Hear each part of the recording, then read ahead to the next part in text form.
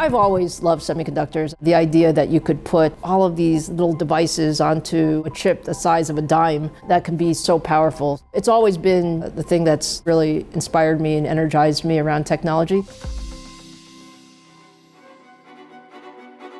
Born in Taiwan, Lisa Su immigrated to New York when she was 3. Her mother, an accountant turned entrepreneur, and her father, a statistician, saw to it that Su's math skills stayed sharp.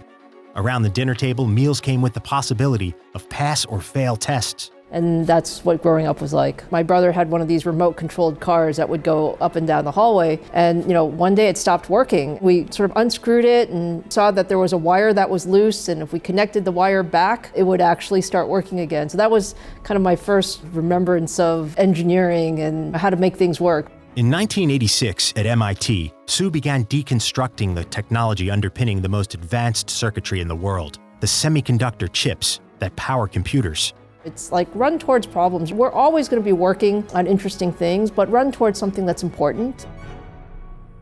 In 1999 at IBM, Su led the team that re-envisioned the way computer chips talk to each other, how they're interconnected. By replacing aluminum wiring with copper, chips became faster and smarter. Su had helped revolutionize the industry, establishing a track record as a leader and innovator, and caught the attention of one of the biggest chipmakers in the US. AMD helped make personal computers a fixture in American homes. In fact, an entire industry of home-built PCs rose up around AMD's competitive pricing.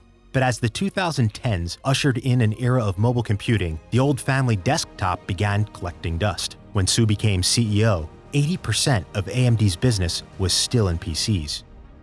We made a big bet, which is we were going to build the next high-performance computing chips in a different way. This hadn't been done before. This is the way that we could really bring significantly more performance at lower costs. As computers got smaller, faster, and cheaper, she shifted focus to gaming and AI, and the bet paid off. AMD's chips are used in the largest servers and data centers, in cloud companies, Microsoft, Google, and Amazon, in PlayStation, Xbox, and even on Mars.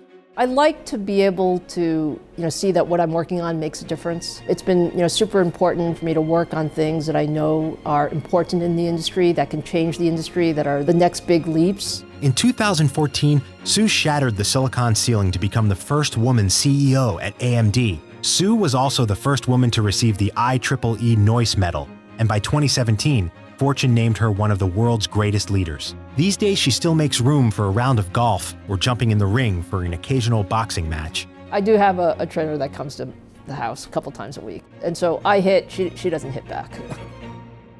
Su remains devoted to the very passion that's guided her life, the pursuit of possibility. When I started as an engineer, I would often walk into rooms of, 25 or 30 engineers who were certainly more experienced than I was, and most of them were men. Really having the confidence to speak up in those environments and, to make a difference. One of the things I like to say when I encourage young women to come into engineering, things are actually pretty black and white. That's actually a really nice thing. Once you find the courage to actually speak up, you can actually make a huge difference if your ideas are the right ideas. The work speaks for itself.